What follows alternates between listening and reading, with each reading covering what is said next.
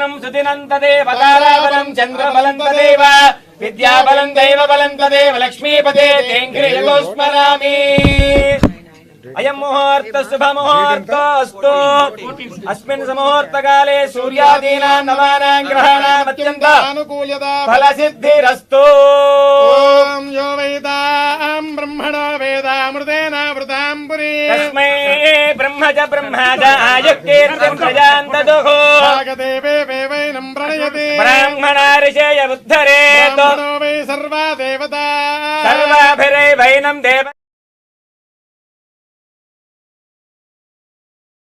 మొట్టమొదటిగా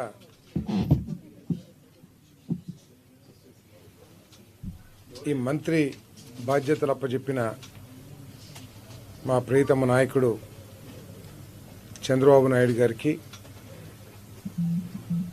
కూటమి నాయకులైనటువంటి పవన్ కళ్యాణ్ గారు మోడీ గారులకి మనస్ఫూర్తిగా నమస్కారాలు ధన్యవాదాలు తెలియజేస్తా ఉన్నాను.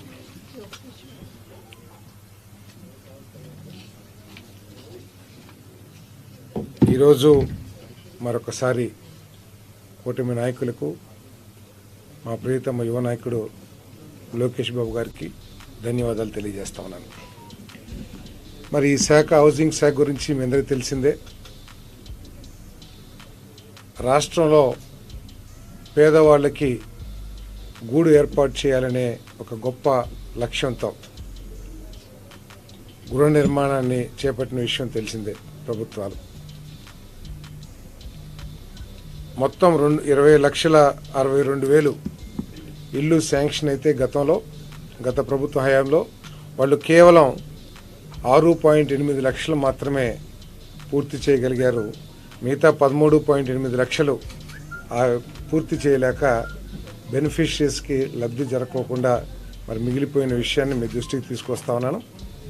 మరి తప్పుకోకుండా వీటన్నిటినీ కూడా చంద్రబాబు నాయుడు గారి నాయకత్వంలోని ప్రభుత్వం వీటన్నిటిని కూడా పూర్తి చేయడానికి చిత్తశుద్ధితో కృషి చేసి దానికి కావాల్సిన నిధుల్ని కేంద్ర ప్రభుత్వం నుంచి కానివ్వండి, స్టేట్ ప్రభుత్వం నుంచి కానివ్వండి సమకూర్చుకుని బెనిఫిషరీస్కి లబ్ధి చేకూరేట్టు తగు చర్యలు తీసుకుంటామని చెప్పేసి మనం చేస్తామని నేను.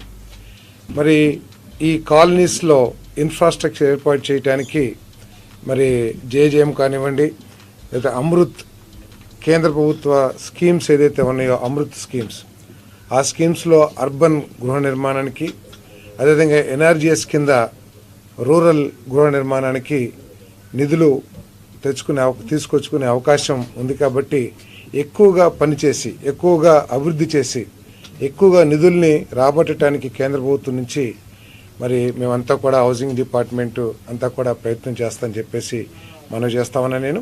మరి క్షేత్రస్థాయిలో లబ్ధిదారులకు ఉన్న సమస్యల్ని పరిష్కరించడానికి వాళ్ళకి రకరకాల సమస్యలు, ఏదో మెటీరియల్ సక్రమంగా అందట్లేదనో లేకపోతే లేఅవుట్లు స్థలాన్ని కేటాయించినా కూడా మాకు స్థలాన్ని చూపించలేదనో రకరకాల సమస్యలతో మరి ఈ స్కీమ్ కొంత కుంటుపడిన గత ప్రభుత్వం ఎఫెక్టివ్ పర్యవేక్షణ లేకపోవడం మూలంగా కొంత కుంటుపడిందనే అభిప్రాయం ప్రజల్లో ఉంది. అటువంటి అభిప్రాయం లేకోకుండా లబ్ధిదారులకు ఉన్న సమస్యలన్నింటినీ పరిష్కరించే ప్రభుత్వం తరపు నుంచి ఏదేది చేయాలో వాటన్నిటినీ కూడా సక్రమంగా అందుతున్నాయా లేదా టైమ్లీ మేమంతా రివ్యూ చేసుకుంటూ లబ్ధిదారుడికి మేలు జరిగే విధంగా, అదేవిధంగా ఈ స్కీమ్స్లో ఇంకా ఏదైనా ఇంప్రూవైజేషన్ చేసి ఇంకా మెరుగైన పద్ధతులు ఏదైనా అవలంబిస్తాం మూలంగా లబ్ధిదారులకి ఎక్కువగా మేలు చేకూరుతుందని చెప్పేసి కూడా ఆలోచించేస్తున్నామని చెప్పేసి మనం చేస్తాను. మరి చంద్రబాబు నాయుడు గారి నాయకత్వంలో దీని మీద సమీక్ష చేసి ఇంకా ఈ హౌసింగ్ డిపార్ట్మెంట్లో ఎటువంటి నిర్ణయాలు తీసుకోవచ్చు, అయితే నిర్మాణంలో ఏ విధంగా ఇంప్రూవ్ చేయొచ్చు, ఇవన్నీ కూడా కూలంకషంగా ముఖ్యమంత్రి గారితో చర్చించి తగు చర్యలు తీసుకుని లబ్ధిదారులకి ఎక్కువగా మేలు జరిగేటట్టు చేస్తామని చెప్పేసి మనం చేస్తాం. మరి మరొక్కసారి చంద్రబాబు నాయుడు గారికి, పవన్ కళ్యాణ్ గారికి, మోడీ గారికి